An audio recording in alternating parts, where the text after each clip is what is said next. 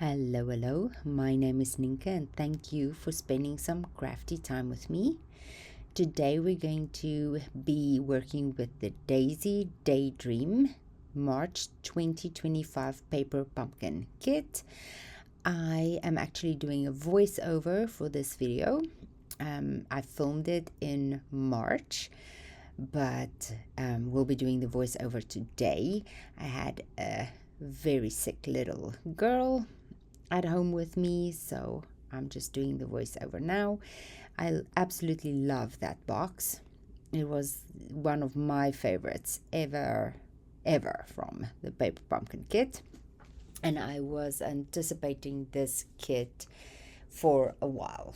I have to say this is definitely one of my absolute favorite paper pumpkins so far, and I had a lot of fun with it.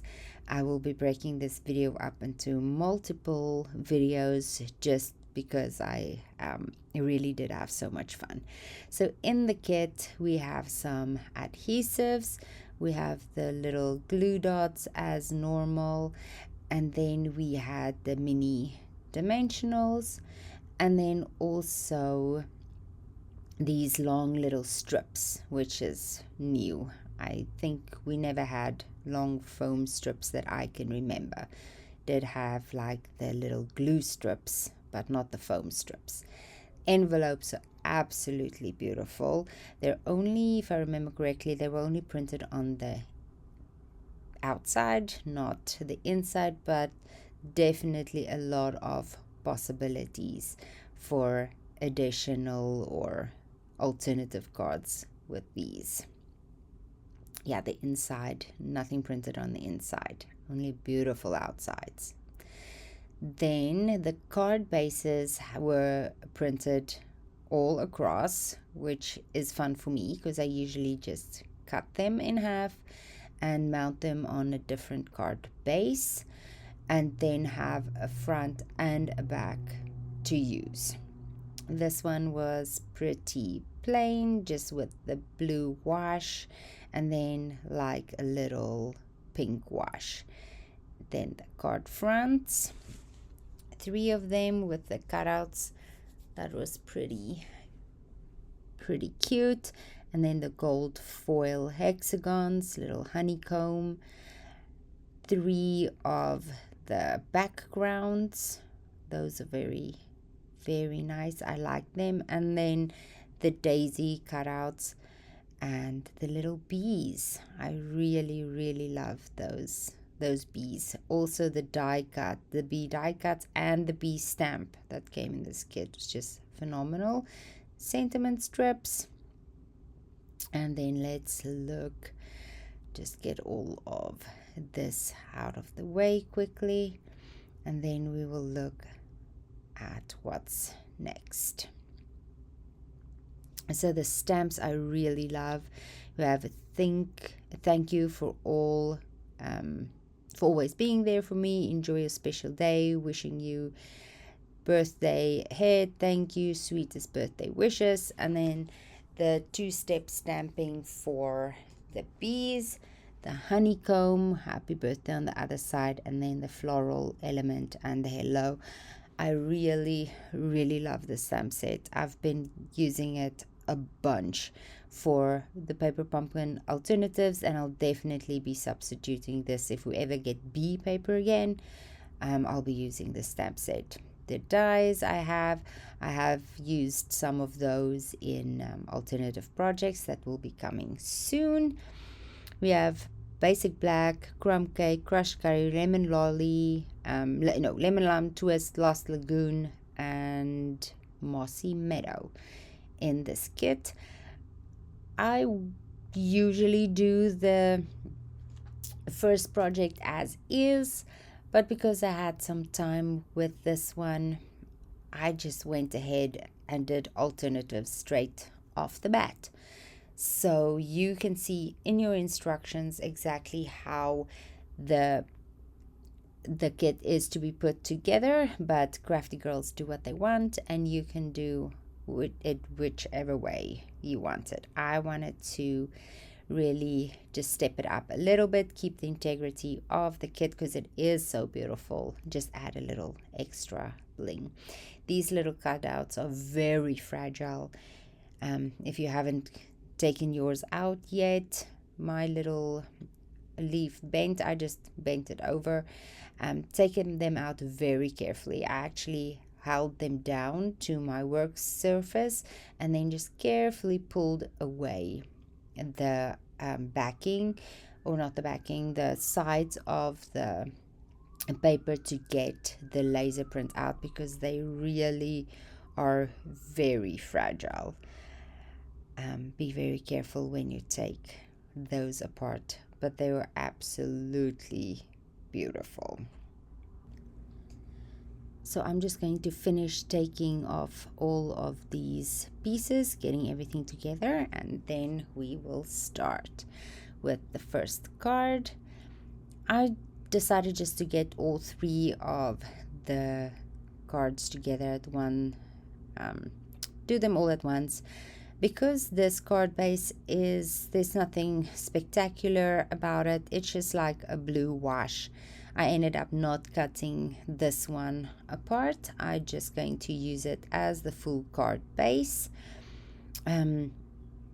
So just grabbing my bone folder, folding these in half, and then giving them a nice burnish with my bone folder. I'm not going to cut them apart just because the background is so muted. You can just use any other cardstock. If you were wanting to make alternative, you can just use a plain blue cardstock for the background, so that is fine. These I'm just checking to make sure I have my fronts and my backs the right way. Always check which way your card opens. Ask me how I know. You don't want to accidentally start decorating the back side or upside down. I'm looking for my stamp and pierce mat somewhere on my desk. There we go. Found it. You always want to put some cushioning underneath when you stamp, especially with photopolymer, because they don't have the cushioning that cling stamps have. It just gives you a clearer image. You can use whichever sentiment you want, the one that's recommended or one from your stash. I like to check what I'm running low on. If I'm running low on sympathy cards, birthday cards, whichever, I just go with what I feel like I want for that card. Sometimes there's just a sentiment that needs to be on a certain card, right? And the little honeycomb instructions are telling us to do some background stamping, so we will get that going. We're using the Lost Lagoon ink. I don't think I have a large stamp pad, so I will be using a spot, but I do have an open spot already. I like to keep my closed spots for to give to my sister or just give away with kits or things, so I tend to use one that's already open from my stash. I have subsequently swapped out that red paper pumpkin box for this Daisy Daydream box. So all of my little ink spots is now in that very pretty box with the bees on. So you can follow the instructions and stamp your background images like the honeycomb according to the instructions, or you can stamp it wherever you want. I'm trying to find a nice spot where it will actually show behind the flowers, but not look too much. Is that the right way? So I'm trying to line it up a little bit with the top and the bottom, trying to visualize that they will just barely peek out behind the flowers and create a little balance on the top and the bottom and the left and the right. So I am just sort of trying to visualize where I want them. If you just want the easy stamping, just stamp it where the instructions tells you to do it. So I really like this color. It's like a lighter Lost Lagoon and then with the darker image on top of it. I really do like that. It stands out more than if it was just like Lost Lagoon or Lost Lagoon. So sort of a lighter shade, the card base. Trying to figure out what the front and the back is of these laser cuts. With die cuts, it's so easy to know because you have like an indented side and then sort of a sharp edge. But with the laser cuts, sometimes I don't know which one is the front or the back. It makes it easy. If you mess up the front, you just swap it around and no one will ever notice, right? So always remember to stamp off first, just to make sure you're getting a clear image before actually stamping on your laser cut sentiment. Here again, just keep it on the sentiment, on your sentiment strip for a little while, because it lets the ink absorb into the paper. It just takes a little bit longer. Here I messed around with some different ideas, so I just cut that out. Didn't want to bore you with it. And I settled on some of the, it's long retired. It's the fine art ribbon. I think it's a beautiful natural ribbon with like a gold thread in it. I absolutely love that ribbon. I think I've got rolls and rolls and rolls of it.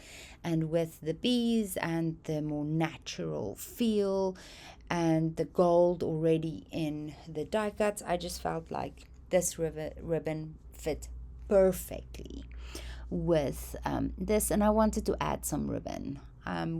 This kit was a bit ribbon and bling, what's the word? Dry. There was no ribbon and bling in this kit at all, so I just decided to add my own. Absolutely love this ribbon. I'm using the center rule, or not 100% center. It's a little bit more to the top, but I'm trying to line it up nicely to use the grid of my grid paper to center my ribbon right in the middle. And I just used some of that thin tear and tape that was from a previous paper pumpkin to just add the ribbon to the edges. This ribbon, the edges frays quite a bit, so I just snipped off that part, although it wouldn't really matter because it is more of a natural effect. So I just snip off some edges and then just leave the rest. There we go.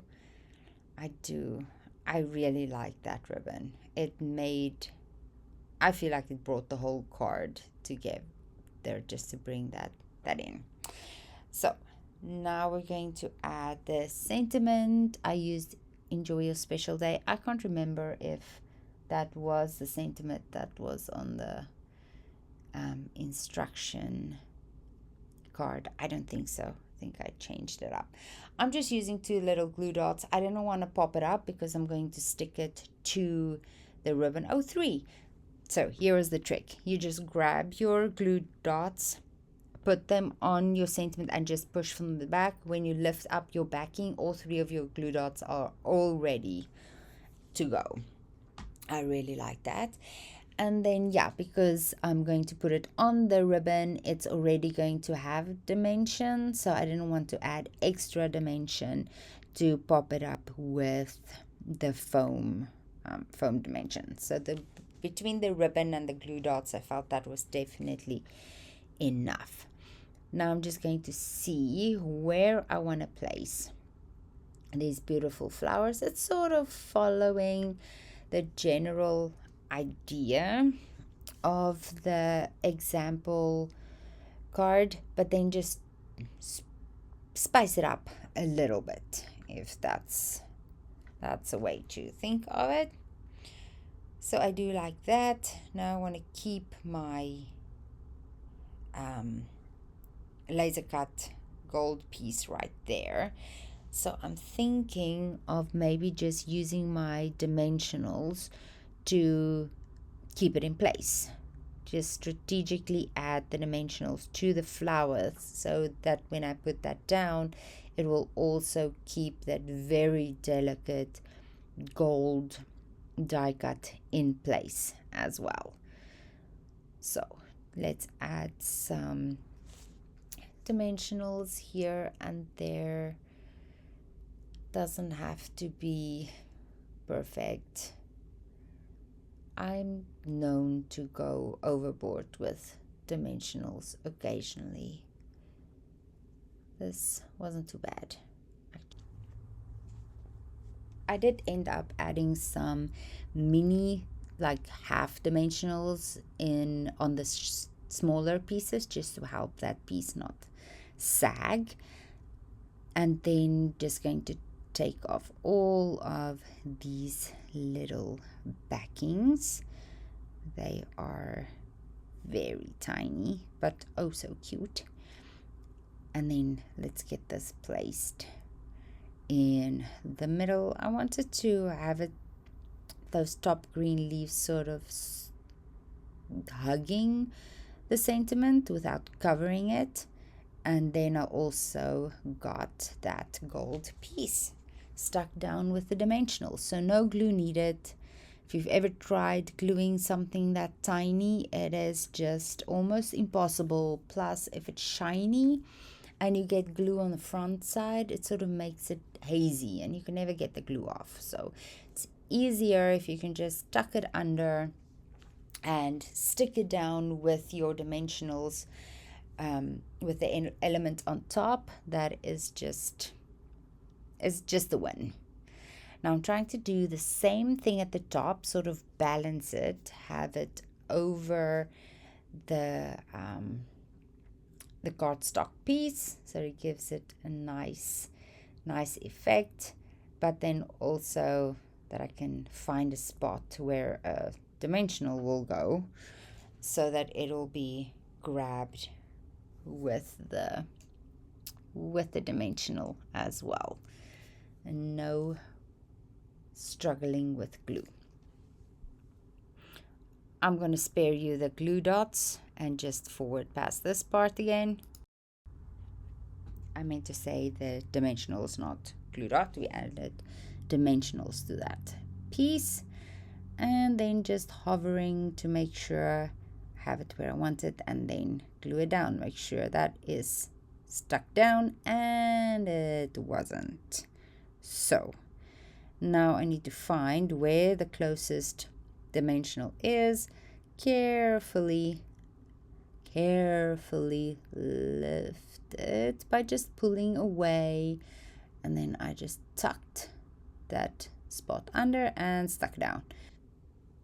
There isn't a glue dot again. There isn't a dimensional really in the top left corner that I can tuck that other part underneath, so I just had to go and grab another one, carefully trying to put it under. Use your tools. If fingers don't work, precariously balance it on the tip of your take your pick tool. Hey, whatever works, right? And just scooch it out of the way, and there we go. That's why we have tools. Use them.